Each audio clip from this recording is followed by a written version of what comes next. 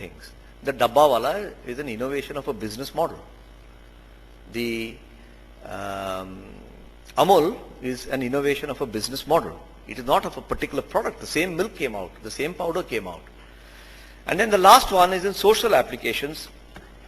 In the world of innovation, it is somehow thought to be mercenary and commercial in nature, and the NGO world is somehow seen to be somewhat different. But as I shall demonstrate, there are many ways in which innovation is applied to social applications as well. And here is what my major point is. People, since I used to spend a lot of time in consumer goods industries, have spent billions and billions of dollars or rupees trying to understand the consumer, watching her habits, engineering a product to meet that need, capturing market share, branding it, advertising it, all with the intention of being better connected with the consumer need. And then they called it innovation. And consumer company after consumer company in the last decade have wasted money, and in hindsight have found very little innovation. That started to change now. Here is why. Because innovation is not about understanding the consumer and spending billions of dollars doing this. Innovation is about producing something which is very difficult for somebody else to replicate. That is what gives you comparative advantage. If you manage to create that, then you have true innovation.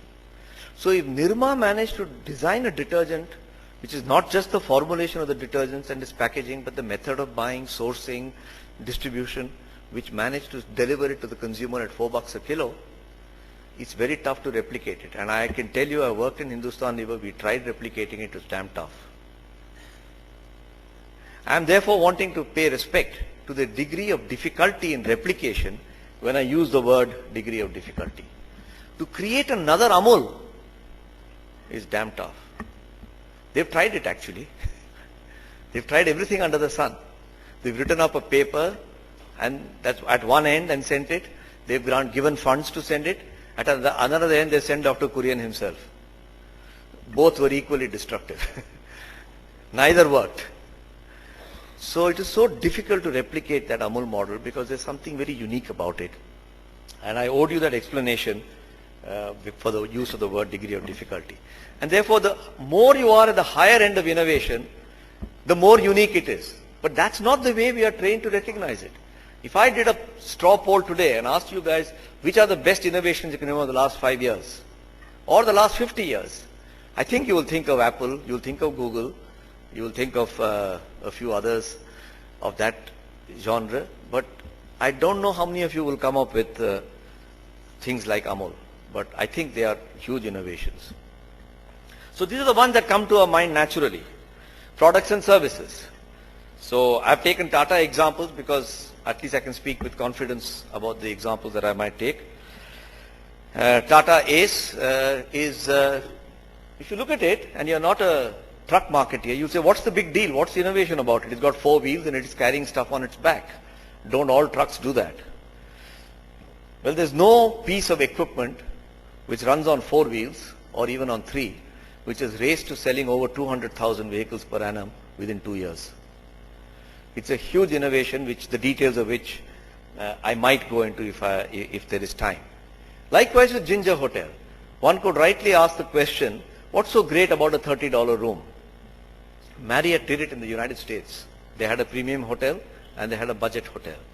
So that's not the innovation. But the construction of a system which would bring a clean hotel room into the buying range of a very large number of people who are common salesmen, sales reps, people who didn't want to go and spend 10,000 or 5,000 rupees in a 5-star hotel, and to create a business model around it which would make money was an innovation. So that's an example of products and services. Process innovation rarely gets public recognition because they look as boring as this slide does. You got a Larox filtration process.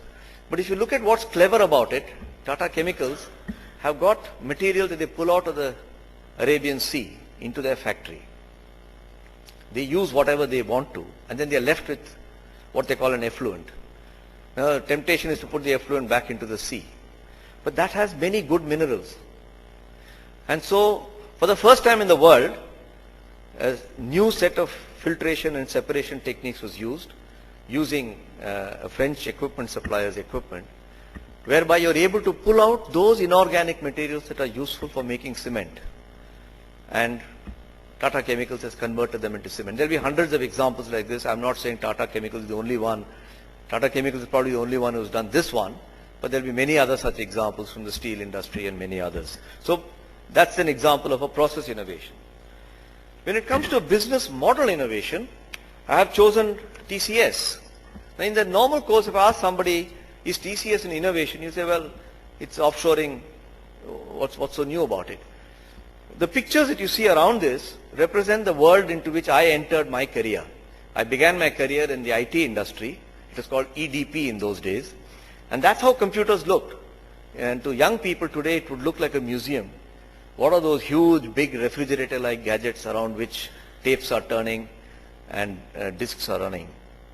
But that's the kind of computer room into which I was sent at the beginning of my career. There was nothing sitting on your desk at all. And software was not an industry in those days. It was very difficult to explain to my grandmother what job I was doing, because she just didn't understand what is this software. I'm mentioning these points not to give you a commentary on myself or my grandmother, but to give you a commentary that there was no industry, there was no world, there was no ground, there was no sky.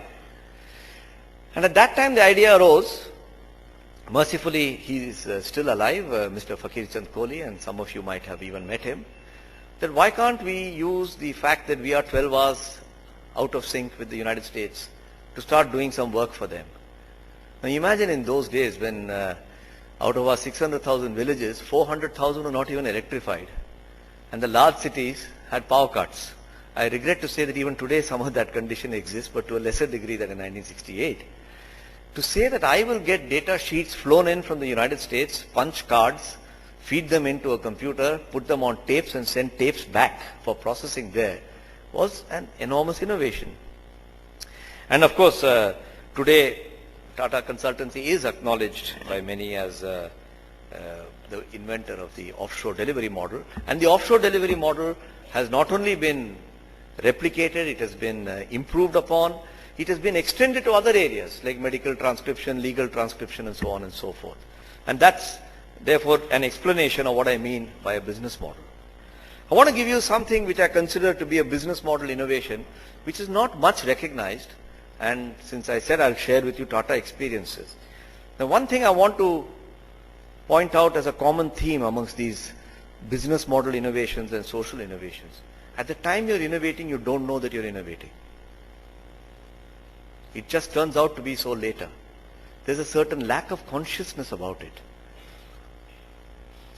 Now what you're seeing here is the structure of the Tata Group.